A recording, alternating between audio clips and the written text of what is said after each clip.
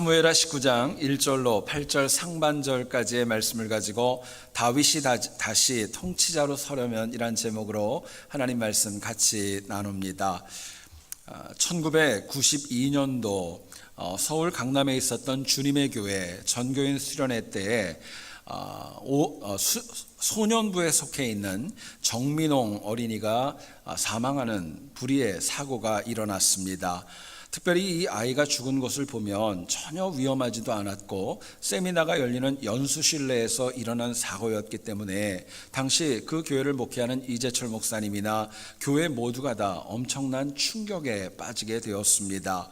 그런데 그 민홍이의 아버지였던 정성기 집사님이라는 분이 의연하게 믿음으로 그 어려움들을 잘 이겨나가셨고, 특별히 장례식장에서 밝혔던 5가지의 감사가 지금까지도 우리에게 참 많은 감동을 주고 있습니다.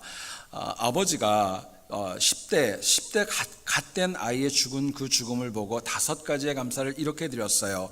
하나님께서 우리 민홍이를 모태에서부터 믿게 하시고 유아 세례 받게 하심을 감사합니다. 2번째, 세상에 오염되지 않은 채 순결한 영혼으로 불러가심에 감사합니다.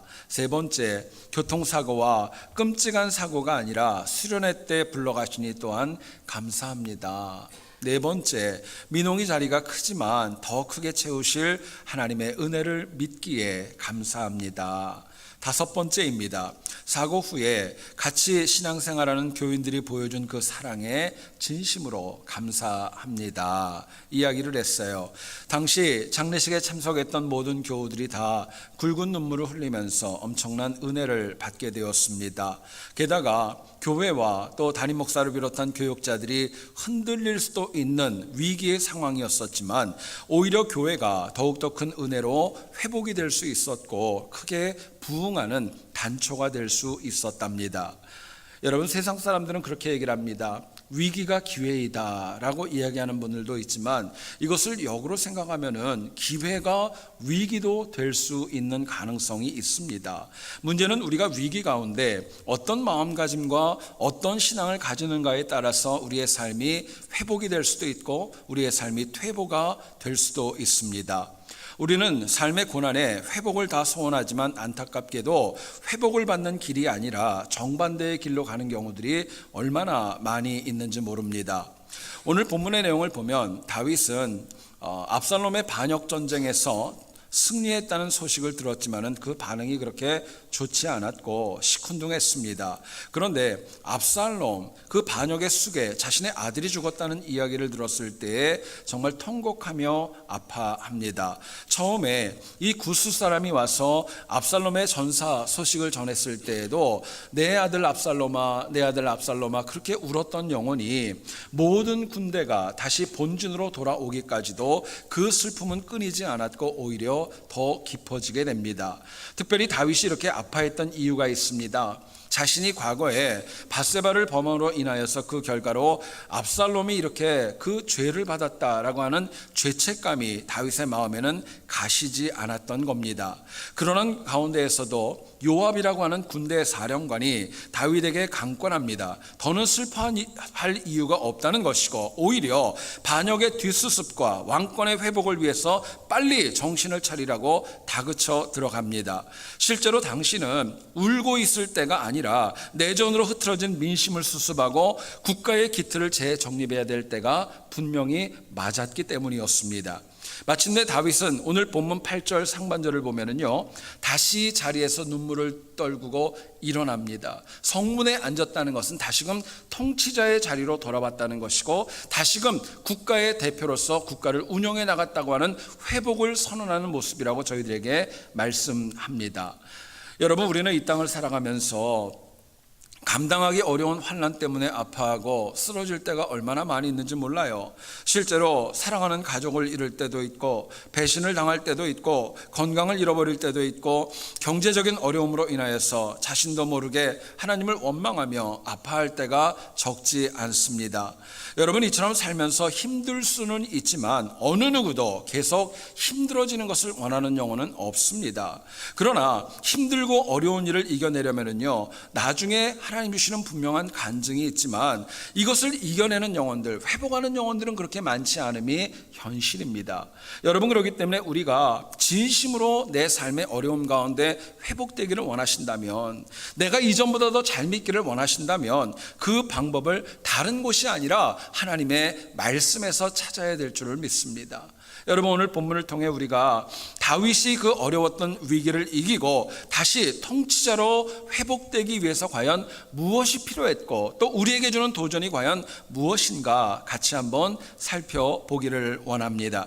첫 번째로 생각할 것은요, 다윗이 슬픔에서 다시 회복되기를 원했다면 자신이 갇혀있는 자아, 슬픔, 아픔을 이겨내야 했었습니다. 갇혀있는 자아를 뚫고 나와야 승리할 수 있었다는 거예요. 여러분, 본문 1절을 보시면은요, 누군지는 모르겠어요. 그런데 요압에게 다윗이 지금도 압살롬을 위해서 울며 슬퍼하고 있다는 사실을 알려줍니다.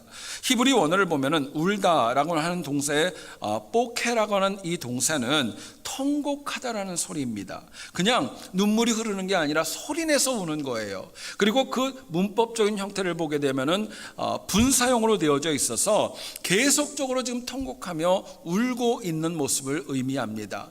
슬퍼하다.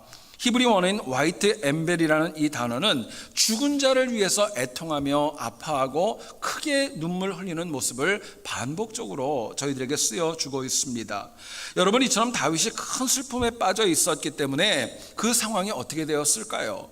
본문 2절을 한번 보시죠. 이스라엘은 분명히 전쟁에서 이겼습니다. 그런데 정말 전쟁의 기쁨을 누리기도 전에 마치 전쟁에 패한 것처럼 분위기가 가라앉았고 슬픔 가운데 빠져 있었어요.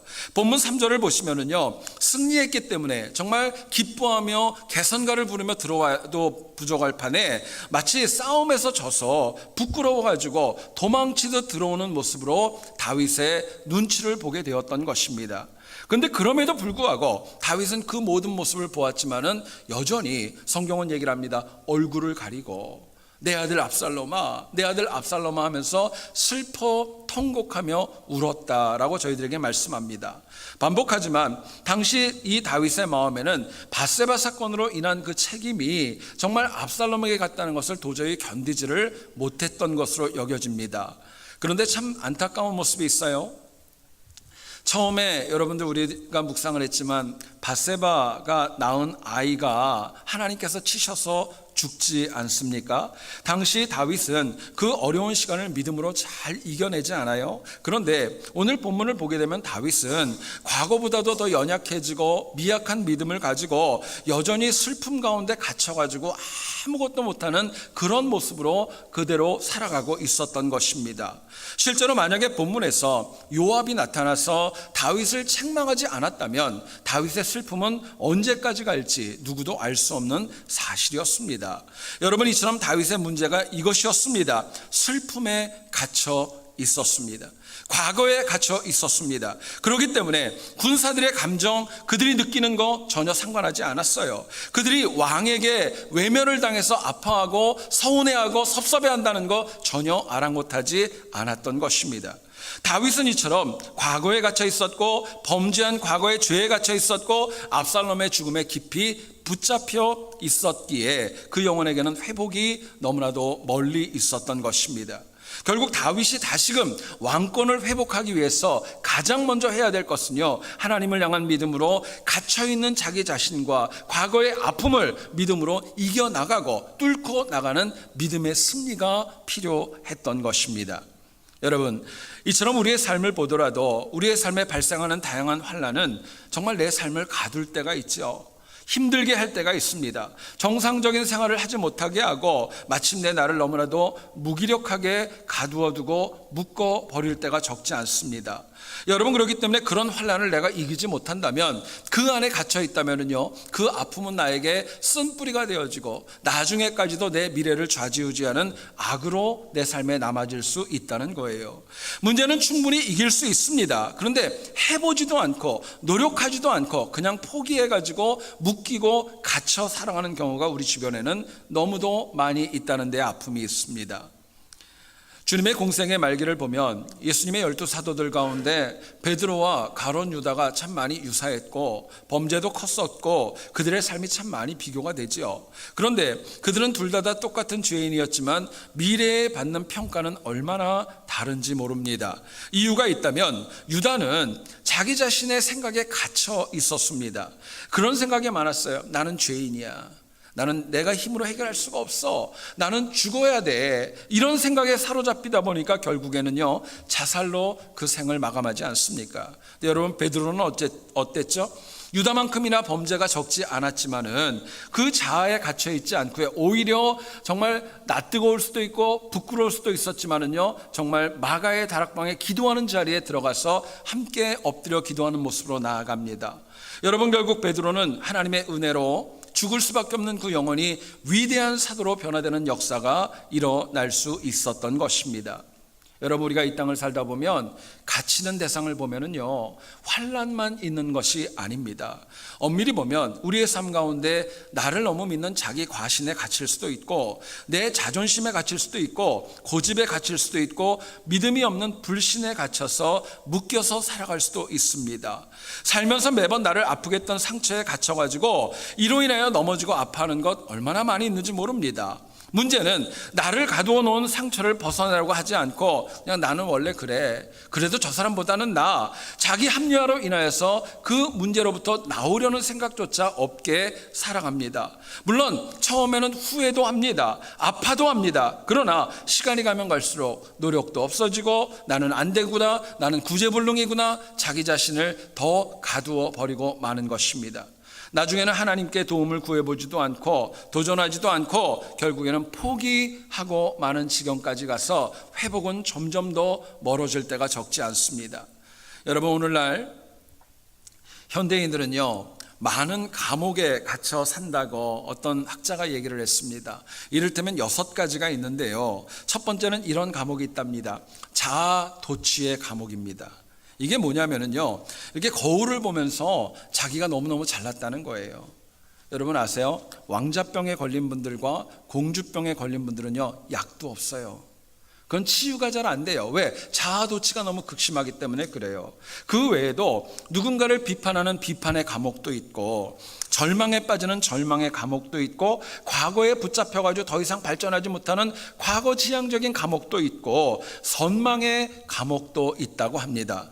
여러분 선망의 감옥이 뭘까요? 내가 가지고 있는 거 소중하지만 그거 모르고 남의 거, 밖에 있는 거, 다른 것만 더 크다고 생각하다가 결국에는 아무것도 하지 못하고 넘어지는 그 모습입니다. 끝으로는요 여러분 질투의 감옥도 우리의 삶 가운데 나를 가두어두는 것이라고 이야기를 합니다. 여러분 우리가 쓰는 많은 속담 가운데 그런 말이 있죠. 사돈이 땅을 사면 어떻게 된다고 그래요? 잘 모르세요? 사돈이 땅을 사면 배가 아프답니다. 근데 여러분 아시죠? 그 아픈 배는 약도 없다는 거.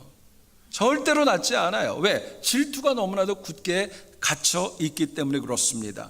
여러분 이처럼 인간은 다양한 감옥에 갇혀 살아가면서 절대로 행복할 수 없고 하나님과의 온전한 교통도 인격적인 만남도 역시 이루어질 수 없는 것입니다. 또 나를 가두어두는 감옥은 내 삶의 도움은커녕 오히려 내 신앙생활을 제자리 걸음하게 하고 내 삶을 더 악화시키는 결과를 초래한다는 거예요.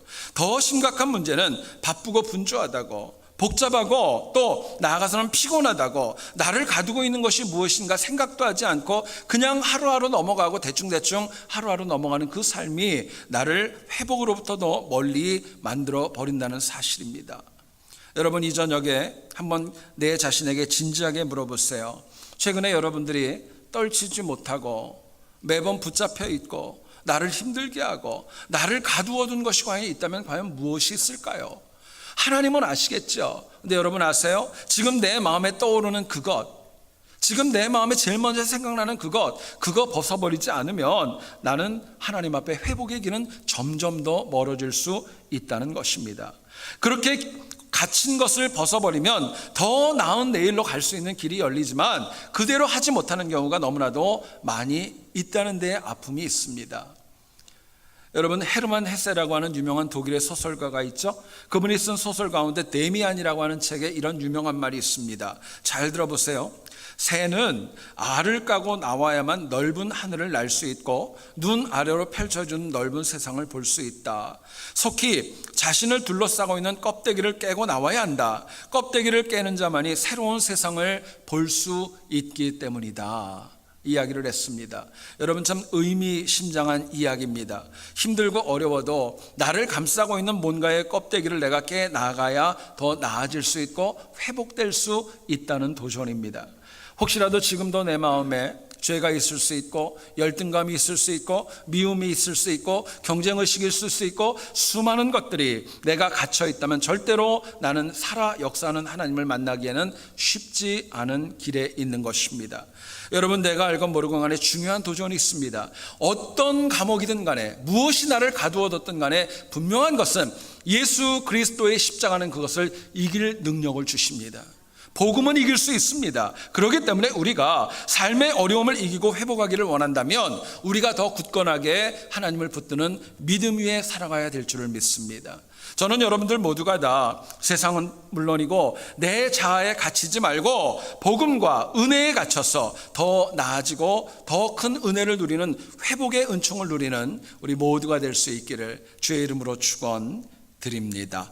두 번째로 생각할 것은요, 다윗이 슬픔에서 회복되기를 원한다면 자신을 향한 직언을 받고 자신을 바꾸어 나갈 수 있어야 됩니다. 자신을 향한 직언을 받고 바꿀 때에 그럴 때 비로소 슬픔에서 이길 수 있고 회복될 수 있다는 거예요. 본문 5절을 보시죠. 군대 장관이었던 요압은 다윗이 지나친 슬픔에 빠진 것을 보고 앞뒤 바라보지 않고 다윗이 있는 곳으로 뛰어 올라갑니다. 그리고 다윗을 향하여서 정말 어쩌면 부하라면 도저히 이렇게 말할 수 없는 언급하기 힘든 말을 마치 거침없이 정말 쏟아놓고 퍼붓는 모습을 보여줍니다. 본문 5절을 보세요. 왕의 슬픔이 왕의 모든 가족을 구한 군인들을 부끄럽게 했다고 책망하는 거예요. 6절을 보세요. 왕을 미워하던 압살롬은 사랑하고 왕을 위해 목숨을 걸고 싸웠던 지휘관들은 미워하니 이런 게 어디 있냐고. 그러면 압살롬이 살아왔으면 좋겠냐고 마치 비아냥거리듯 하면서 다윗을 압박해 들어갑니다. 본문 7절을 보세요. 왕이 계속 슬퍼하면 아마 오늘 이내로 당신 주변에 있는 모든 군인들 다 떠나갈 거라는 거예요. 그리고 그들이 떠나가면은 이렇게 또 경고합니다. 과거 당신이 젊은 시절부터 겪었던 모든 어려움보다 앞으로 당하는 어려움이 덜 클 겁니다. 여러분, 무슨 의미일까요? 한마디로 얘기하면 이것입니다. 당신을 위해 싸운 군사들에게 어떻게 이렇게 대할 수 있냐고, 빨리 정신 차리라고, 다시 돌아오라고 강요하고 다잡았던 거예요. 여러분, 요압은요 다윗의 군대 장관이었습니다. 요즘으로 얘기하면 가장 가까운 군사 전문가였고 사적으로 보게 되면요 이 요압은 다윗의 조카였습니다. 그럼에도 불구하고 그 언행은 아무리 묵상하고 아무리 생각을 해도 얼마나 무례하고 얼마나 과격한지 모릅니다. 그런데요, 참 놀라운 사실이 있습니다. 다윗은요 이 모든 말을 듣고 요압을 공격하고 징계하지 않았어요. 오히려 정말 듣기 싫고 어려운 이야기였지만 그 직언을 있는 그대로 받아들입니다. 다 옳다고 인정을 해요. 그리고 본문 8절을 보세요. 이렇게 행동을 합니다. 왕이 일어나 성문에 앉음에 어떤 사람이 모든 백성에게 말하되 왕이 문에 앉아 계신다 하니 모든 백성이 왕 앞으로 나오니라 말씀하세요. 다윗은 요압의 직언을 듣고 다시 왕의 자리로 슬픔을 이기고 돌아왔습니다. 그리고 회복된 다윗은 다시금 성문에 앉아서 백성들을 호령하면서 이제 다시 새로운 국가를 만들겠다고 하는 회복과 그 능력을 선포했던 것입니다. 여러분, 그런데 생각해 보면 그래요. 사람은 누구나가 다 자신의 문제점을 지적하면 아파합니다. 그리고 싫어합니다. 그리고 그 아픔이 깊고 오래될수록 또 내가 성격이 교만하면 교만할수록 나를 향한 직언이 있다면 받아들이지 않고 거부합니다. 또 때로는 자존심 때문에 거부합니다. 이런 마음도 있을 거예요. 나는 잘하고 있는데 저 사람이 왜 저럴까? 또 어떤 경우엔 그런 경우도 있어요. 너나 잘하라고. 당신은 나보다 못하는데 왜 나한테 뭐라 그러느냐? 오히려 책망하고 그 직원을 거부할 때가 적지 않습니다. 여러분, 그런데 가만히 생각해 보세요. 나를 향한 직원을 가만히 생각해 보면은요, 옳은 이야기가 참 많아요. 정직한 얘기도 많아요. 내 모습을 정확하게 짚어내는 경우들이 참 많이 있지만, 생각해 보세요. 여러분, 직원을 들으면 마음이 아파요, 안 아파요? 사실은 마음은 안 좋아요. 제가 설교를 준비하면서 그런 생각이 났어요. 제가 시카고에 사역을 할 때 그 교인들한테 그런 소문이 났었다고 합니다. 10년이 지났지만 그 담임 목사님하고 저하고 둘 다 똑같은 게 두 가지가 있었대요. 하나는 뭐냐면 잘 먹는 거. 어디 데려가서 먹으면 그렇게 잘 먹었대요. 그다음에 두 번째가 뭐냐면, 저 얘기를 할까 말까 하다는데 둘 다 얼굴이 크다고 소문이 났대요. 얼굴이 굉장히 크다고 그렇게 소문이 났대요. 근데 우리 교인들 초창기 이제 제가 처음 왔을 때 저하고 사역했던 분들은 다 아는데, 제가 부임하고 어디 이렇게 신방을 갔을 때였었어요. 저희 교회 한 권사님이 저한테 그런 말씀을 하시더라고요. 목사님하고 나하고는 얼굴이 넙대대 가지고 아픈데 티도 안 난다고.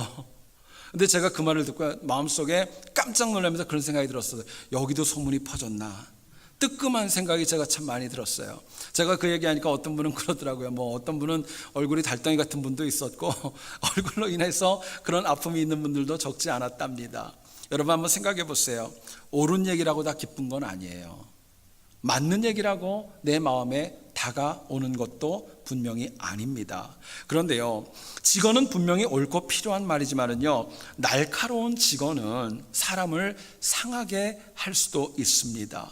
또 지혜로운 영혼의 특징이 있다면 환난 가운데 들어야 될 직언을 들음으로 인하여서 그것을 수용하고 나아지지만, 어리석은 영혼의 특징은요, 직언을 거부합니다. 그리고 회복으로부터 점점 더 멀어져 가는 모습을 바라보게 됩니다. 저희들이 구약 성경인 역대하를 보면은 16장에 유다의 성군 가운데 아사왕의 이야기가 나옵니다. 이 아사왕은 남유다를 41년 동안이나 통치했던, 정말 어떻게 보면 장수했던 왕으로 유명한데요. 이분이 36년 즉위했을 때에 북이스라엘이 남유다를 침공을 합니다. 그런데 하나님을 신실하게 믿었던 이 아사왕이 어떤 반응을 보이느냐? 여호와의 성전에 있는 것과 곳간에 있는 은금들을 다 꺼내가지고 아람 왕에게 갖다 바치면서 저 북이스라엘 좀 공격 좀 해달라고, 우리를 공격하지 않도록 원군을 좀 보내달라고 정말 불신앙적인 모습을 보여줍니다. 여러분, 놀라운 것은요, 당시 선지자 하난이라는 사람이 역대하 16장 7절에서 아사왕을 이렇게 책망합니다. 왕이 아람 왕을 의지하고 하나님 여호와를 의지하지 않았기 때문에 그게 문제라고 얘기를 해요. 근데 이 아사왕이 참 놀랍게도요, 그렇게 신실했는데 그 하나님의 직언을 갖다 받아들이질 않습니다. 그리고 박해하면서 36년 동안이나 쌓아왔던 영적인 전통이 무너지는 그런 아픔을 겪기도 합니다. 여러분, 그런데 이 직언이라는 단어를 생각할 때 또 한 가지 중요한 것이 있습니다. 직언이 참으로 중요한데요, 더 중요한 것은 직언의 성격입니다. 만일 누군가를 내가 진짜로 사랑해서 직언한다면 그거는 말 그대로 직언입니다. 그러나 곤경에 빠뜨리는 직언은 모함과 상처도 될 수 있습니다. 그렇기 때문에 직언은 절대로 쉬운 거 아니에요. 우리가 누군가에게 직언한다는 건 쉽지가 않고, 오히려 우리가 해야 될 것이 있다면요, 그 영혼을 위해 하나님 앞에 간절히 기도하는 게 가장 지혜로운 것입니다.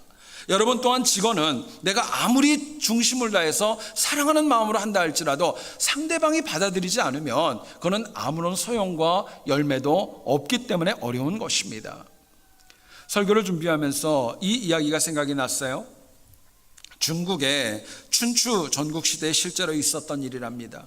많은 나라들 가운데 위나라의 왕이었던 문후가 신하들에게 어느 날 이런 질문을 했습니다. 나는 여러분들에게 어떤 왕이냐? 여러분들은 나를 어떤 왕으로 생각하느냐? 물어봤습니다. 모두가 다 얘기를 합니다. 참 선하십니다. 어진 왕이십니다. 이야기를 했는데, 그 많은 신하들 가운데 책 왕이라는 신하만 나머지 있는 신하들하고 전혀 다른 직언을 하게 됩니다. 내용은 이것입니다. 왕께서는 공도 없는 왕자를 어떤 지역의 영주로 삼으신다는 것은 어긋난 결정입니다. 그렇기 때문에 왕은 선하지도 않고 어질지도 않습니다. 이야기를 했어요. 위나라의 왕이었던 문후가 그 이야기를 듣고 화가 머리끝까지 났습니다. 분노해가지고 이 채광이라는 신하를 귀양을 보내고 마지막으로 당대 유명한 신하 충신 중에 하나인 임좌라는 사람에게 똑같이 물어봤습니다. 당신 생각에 내가 어떤 왕으로 생각을 하느냐 물어봤더니 이 임좌가 이렇게 얘기를 합니다. 왕은 어집니다. 선하십니다. 이야기를 했어요. 임금이 너무너무 기분이 좋았습니다. 근데 왜 그렇게 생각하느냐 물어봤더니 이분이 이렇게 얘기하더랍니다. 임좌의 이야기입니다. 자고로 어진 왕 밑에는 직언하는 신하가 있습니다. 그런데 당신이 귀양을 보냈던 채광은 바른 직언을 했습니다. 왕 밑에 채광처럼 충신이 있다는 것은 당신이 어질기 때문이다 라고 이야기를 했어요. 여러분, 그 이야기에는 많은 의미가 있었습니다. 이 왕이었던 문후가 한참을 생각을 합니다. 그리고 임좌가 얘기했던 직언, 나중에는 채광이 얘기했던 직언까지도 받아들였고 또 국가도 변화되었다는 이야기를 저희들에게 말씀합니다. 여러분, 한번 생각해 보세요. 정말 나를 사랑해서 누군가가 나에게 직언을 해주는 사람이 있다면 그거는 감사한 일입니다. 그렇지 않겠습니까? 오늘처럼 타인에게 무관심하고 나만 알고 남이 어떻게 되든 말든 전혀 무관심한 세상에서 내게 진심으로 직언해주는 사람이 있다면 이것은 분명히 행운 중에 행운이 아닐 수 없습니다. 또 직언은요, 가만히 생각해 보세요. 멀리 있는 사람이 할 수 없어요. 또 나를 모르는 사람이 할 수 있는 것도 아니에요. 오히려 가까이 있고 이를테면 가족과 동역자와 같이 나를 아는 영혼만이 나를 향하여 사랑으로 직언할 수 있기 때문에 그렇습니다. 여러분, 정말 지혜로운 영혼의 특징이 있습니다. 가장 가까운 사람이 사랑으로 하는 직언을 받아들입니다. 회복이 됩니다. 은혜를 누리는 거예요. 정말 지혜로운 영혼은 비록 그 직언이 아프고 힘들어도 그 말을 받아들이고 옳은 대로 살아가고자 하는 겸손과 수용성이 있다는 것입니다. 여러분, 실제로 생각해 보세요. 누군가가 나에게 직언을 했어요. 내가 그것을 수용하면 그것은 나에게 직언이고 좋은 말이지만 만약에 거부하면 관계가 깨질 수도 있는 그런 위험성도 있지 않겠습니까? 그런데요, 우리에게 가장 바르게, 가장 가까이서 가장 정확하게 직언하는 분이 있습니다. 바로 성령 하나님이십니다. 성령 하나님께서는 우리에게 우리 마음에 찔림을 주시고 그리고 가르쳐 주시고 생각나게 하시고 우리의 앞길을 인도하십니다. 성령 하나님께서 우리에게 주시는 직언이 있다면 우리가 반드시 그거를 외면하지 말고 받아들여야 될 것입니다. 그럴 때 내가 당하는 어떤 환난과 아픔도 거기에 갇히지 않고 넘어지지 않고 온전한 회복의 은혜를 누릴 수 있기 때문에 그렇습니다. 저는 여러분들이 나를 향한 사랑하는 말, 바른 말, 직언을 잘 받아들임으로 인하여서 악함과 어려움 중에도 온전하게 회복되는 승리가 있기를 다시 한번 주님의 이름으로 축원드립니다.